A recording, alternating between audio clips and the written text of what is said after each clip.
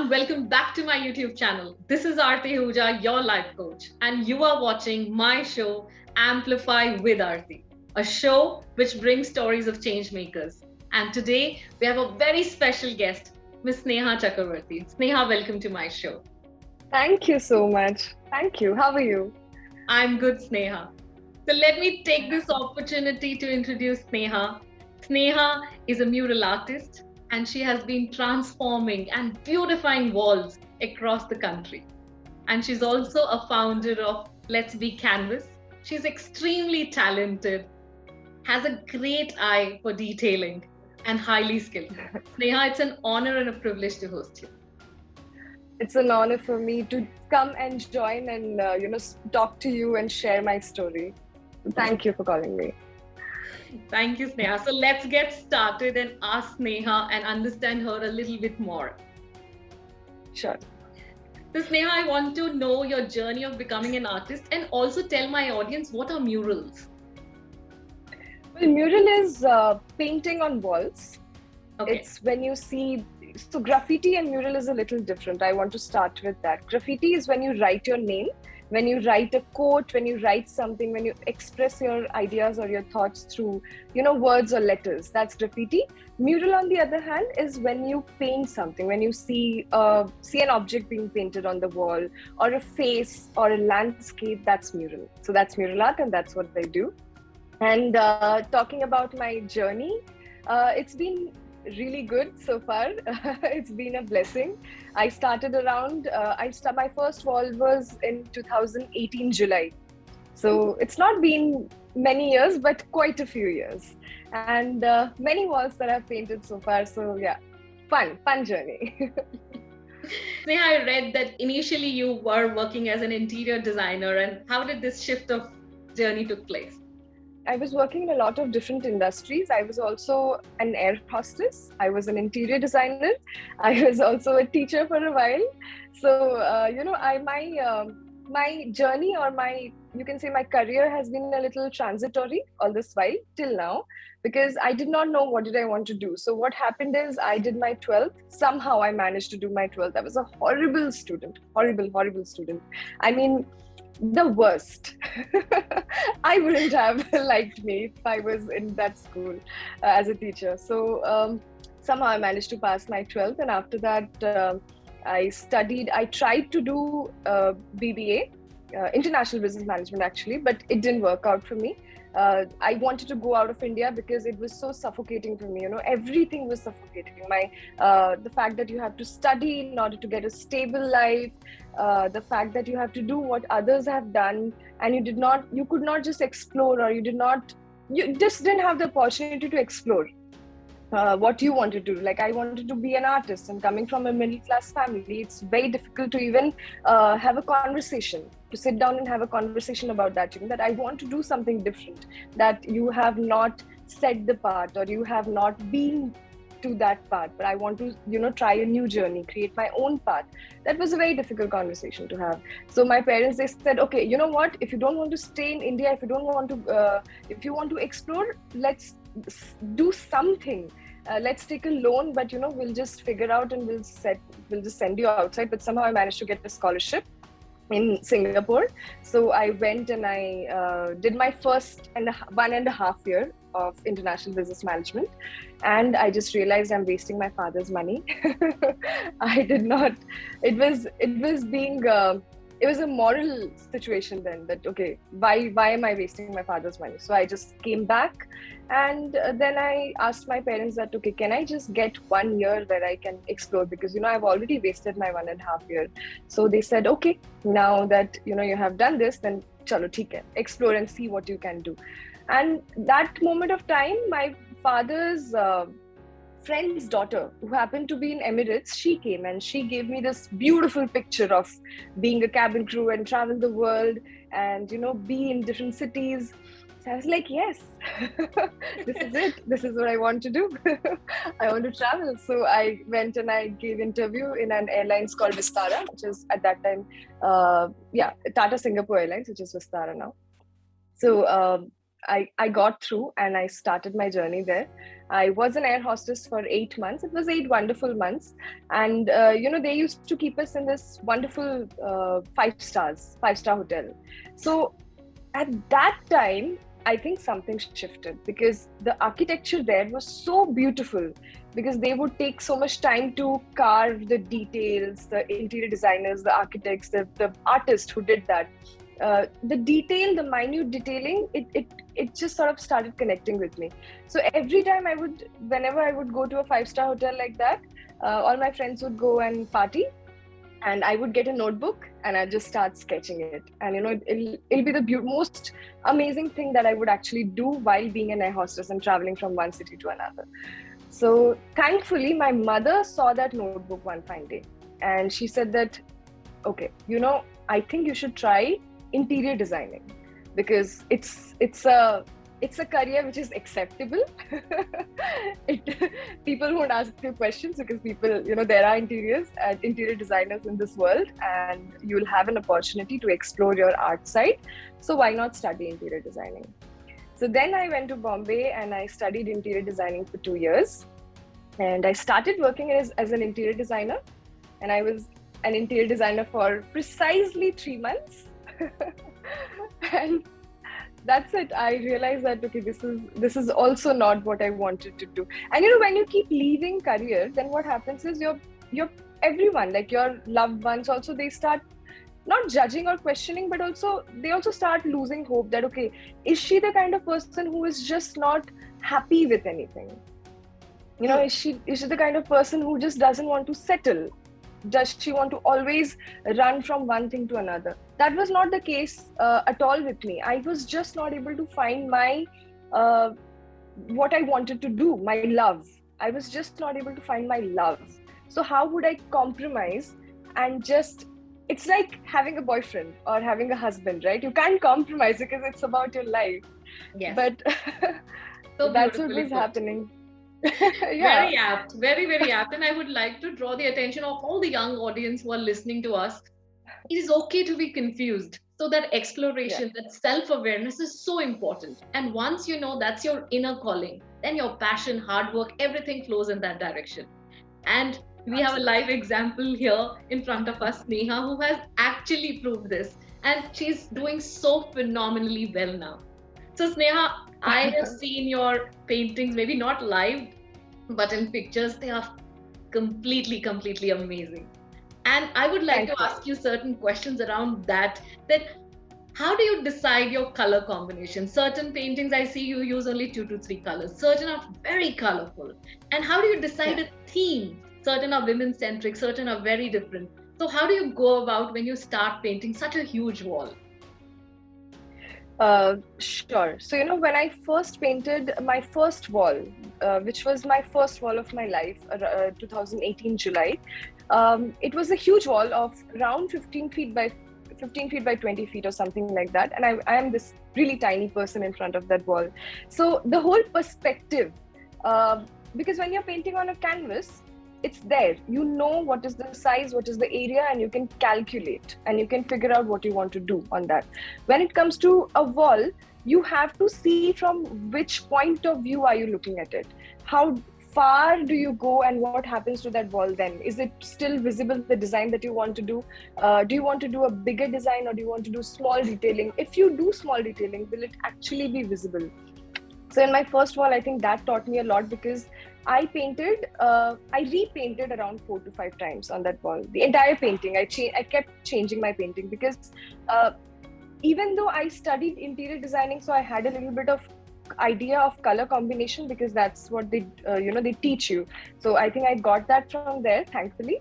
But still, to paint on a wall and understand the perspective was very difficult. So I just went with the flow.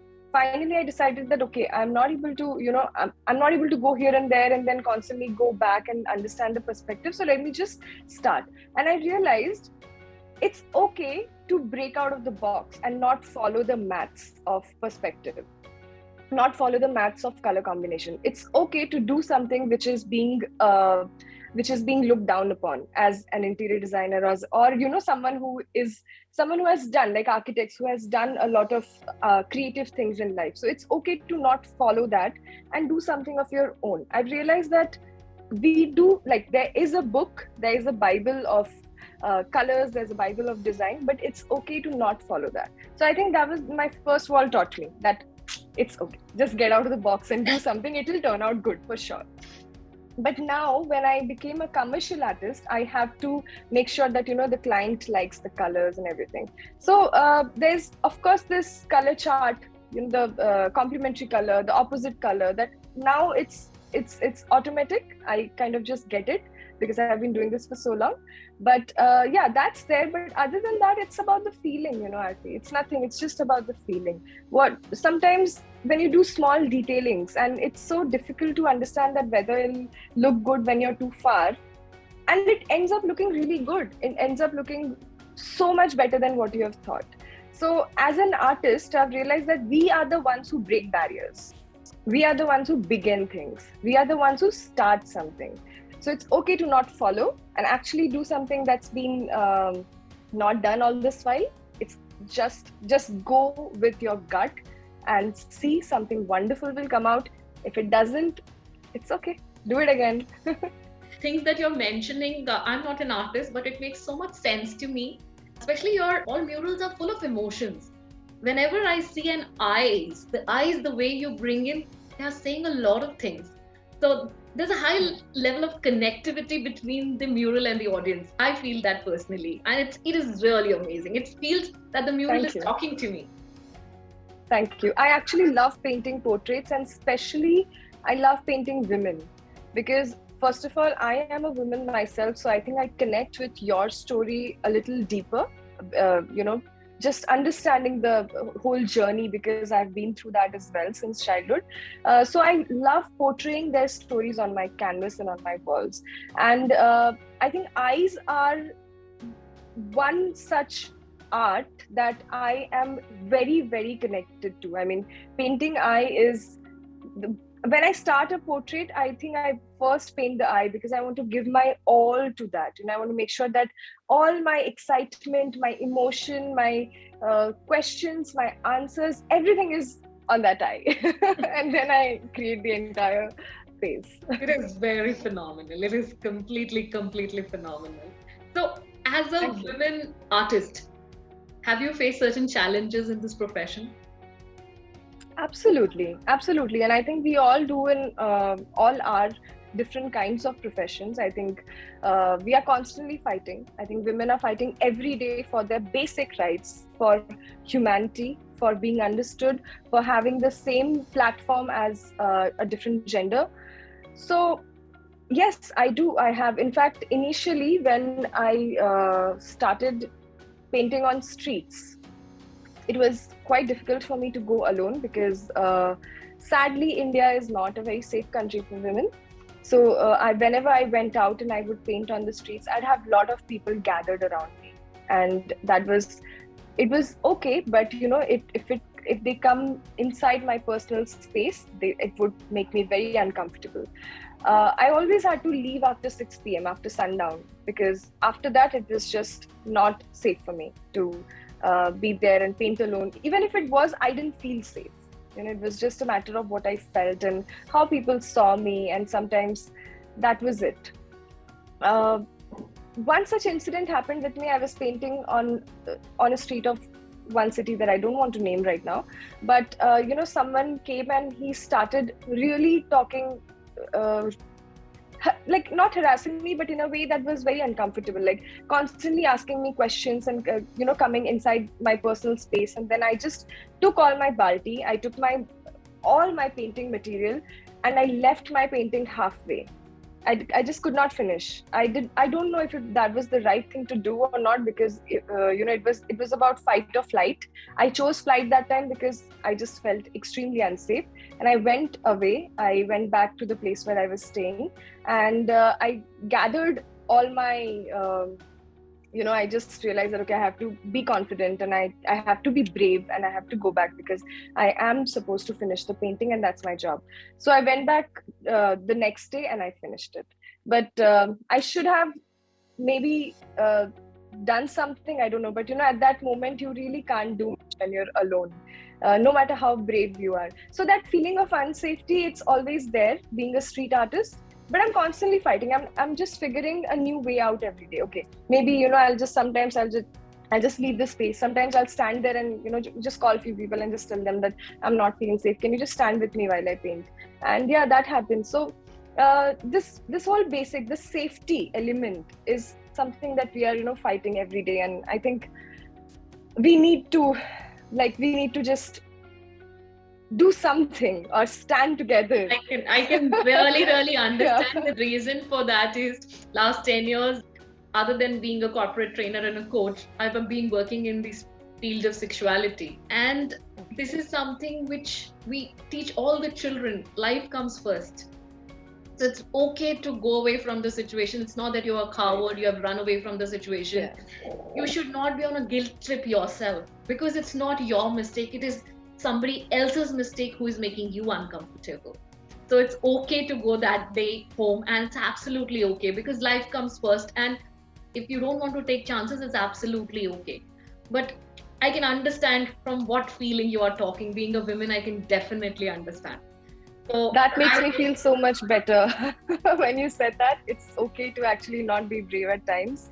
No, because it's life comes absolutely first. okay. Absolutely okay not to be brave. And situations happen, we become numb, because this is not a topic which is discussed so openly.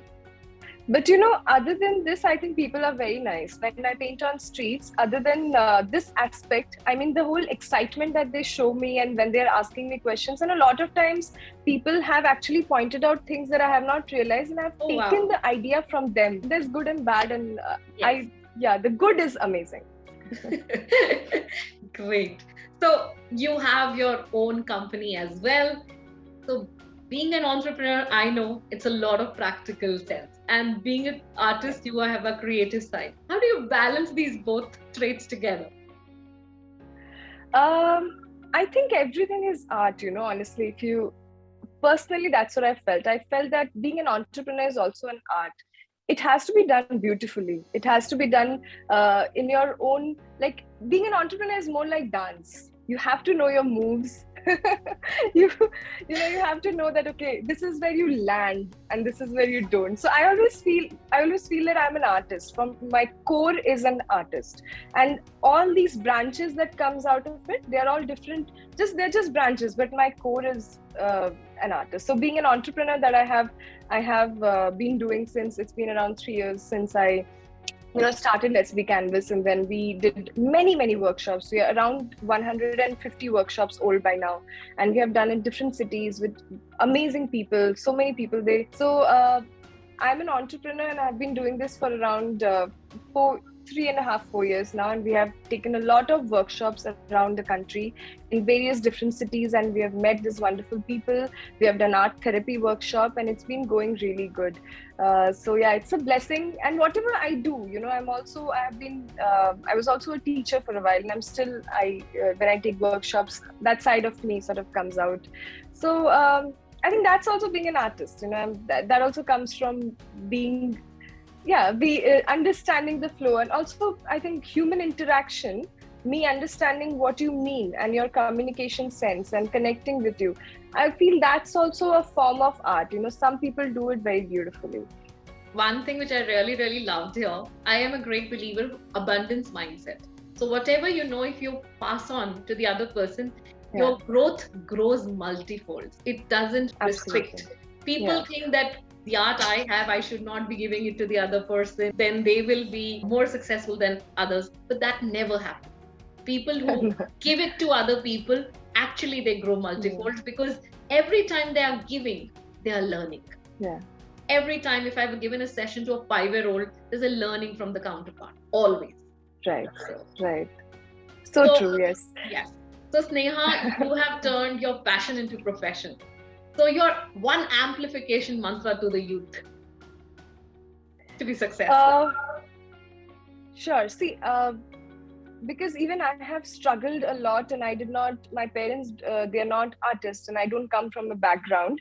To the youth, to the youngsters right now who are whatever they are doing, they want to be an artist or they want to be anything that they want in life, I just ask them and just hold their hands and just tell them that please don't give up no matter what. Even if one fine day when you wake up and there's no one to tell you that you're good, even if you're not getting that motivation from the surrounding, keep going, because that's going to happen. But that should not be your motivation to keep going. People pushing you should not be the motivation. You pushing yourself every day, that's what counts. So keep going no matter what you're doing, and hustle, guys. You have to hustle, you have to give your everything, you have to work very, very hard. And if you want to do something different, something better, you have to hustle. You can't sleep, and you can't dream, and you can't think, okay, it'll happen if I just give my 50% or 60%. No, give your 100% and then see what happens. Luck is something it's a very tricky it's a very Yes. it's a very tricky thing. If you give your 100%, somehow luck just happens to come and join you. So I yes. think people who work hard become lucky automatically. I also believe that. Yeah. I resonate with you so Right. much in that point. Right. Now people tell me that, you're lucky because of this, that reason, because, you have never, I don't come from an artist background. My entire clan of my family, no one is an artist. I did not get any help. Forget financially, forget anything. I did not get any help when I started my career. I was in a PG and I used to think about how will I pay the rent. It was that difficult after 2018 when I started my career. So if I start unfolding about my hustling career and how I actually, every day when I knocked doors from one cafe to another and how difficult was it for me, then maybe people will understand that, okay, I'm not really that lucky. And whatever you see is actually just the 5% of what happens in the background. It's just the final picture that you see. But behind the scenes, there's a lot that goes on. I paint for 8 hours every day. And I have to stand, and my spine is not really, like, I have a problem. So, I have a little bit of pain in my spine. So for me to stand and paint for 8 hours a day is not an easy task. But I want to do this, and I am ready to hustle, and I am ready to make my dreams real, because I want to see it happening in this world. So I'm going to do whatever it takes. And that's what I want to advise the youngsters. That no matter what, just keep going, keep grinding. Beautiful certain points. I just want to reiterate: hustle, work hard. There is no shortcut to success. You can dream, but if you don't plan, execute. We all have been working hard. And that's so beautiful, Sneha. So Sneha, I have written the rapid fire round for you. So are you ready to take it? Absolutely. Yes. Let's know Sneha a little bit more. And so this is the fun element. And the rules is one word or one sentence. No explanations required. Okay, done. So let's start. Describe Sneha in one word. Audacious. Okay. How much do you take to complete one wall? How much time? 5 to 7 days maximum. Your favorite food? Bhat, which is rice. Mar bhat, Bengali will understand. Mar bhat, aloo, boiled aloo, which is mashed, and boiled egg, 1 spoon of ghee, and a little bit of salt. Done. Sneha, tea or coffee? Coffee, any day. Coffee. Okay. I want coffee right now. Your favorite painting till date? My first one, for sure. Always will be. Yeah. Okay. Your inspiration in life, Sneha? Everything, everyone around me. The constant movement around me is my inspiration. I draw inspiration from, I think I'm a sponge, and I draw inspiration from whatever is happening around me. So I think I'm a storyteller. I just want to add this. I'm a storyteller. I just want to tell my stories, whatever I see in my surroundings. Yeah. that we can see in your murals. Thank you. Sneha, your most memorable incidents till now? My most memorable has been my recent exhibition that I did. I have painted the women that I have met in my travel, my journey when I travel and when I paint around the country, and I used to talk to them and just understand their journey, and they are these amazing hustlers that I've met. So I've painted them on my huge canvases of like 8 to 10 feet, 10 feet by 12 feet, and I did the exhibition. And to be able to have the honor and the privilege to tell their stories through my art was magical. It was a different feeling altogether. So when I saw those canvases all around this gallery called Kian Casa, and I saw that, and it was just amazing. I felt like I'm blessed. That time I felt like I'm lucky, if you say that. Yeah. And my last question, any regret in life? I had a lot of regrets till like a year or two back, because I had a lot of baggage that I have been through a lot. I was not liked in my school because I was a bad student. I did not have any friends since childhood. I did not have any friends. Nobody wanted someone who is a failure, right? Why would someone want to stick with? So I had a lot of regrets that my parents did not understand me, this and that. I did not get support, blah blah blah, all that. But I think now, since a year and a half, I have realized that no matter what happened, actually made me the person that I am today. The ability to be the ability to connect with someone when I'm taking my workshops, and when they are telling their stories, and I am able to connect with them, I'm able to understand the whole concept of empathy. The whole emotion of empathy actually came inside me, because I've been through a lot in my childhood, in my entire life. So I think now my regret is now turning its shape into just being thankful. So now I don't have any regrets, but still, if I have to, actually point out one problem that happened with me in my childhood, which I don't want anyone to face, I never had a good teacher, Aarti. Never. And I hope that whoever is now getting into the teaching career, please don't shape up the child the way you are supposed to. Please just let that child be. Let that child spread his or her wings, and see how he flies. Don't try and box that person. So yeah. Beautiful. Thank you so much, Sneha. You did a braver job in the rapid fire and an entire interview. I'm sure audience is going to love this, and you are really, really talented and very inspiring. So your story is so much uplifting and so much encouraging. I know the youth is going to love this.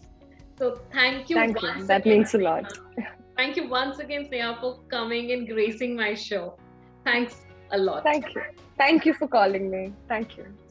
So viewers, do subscribe to my channel, and let's amplify with Aarti. And I want to end at this note: dare to dream and work hard towards it. Never think of losing. Your place is in the sun. To have the courage and to have the dream, it's have already won. So let's amplify with Aarti. Thank you, Sneha, and thank you so much for coming and gracing my show. Thank you. Thank you so much.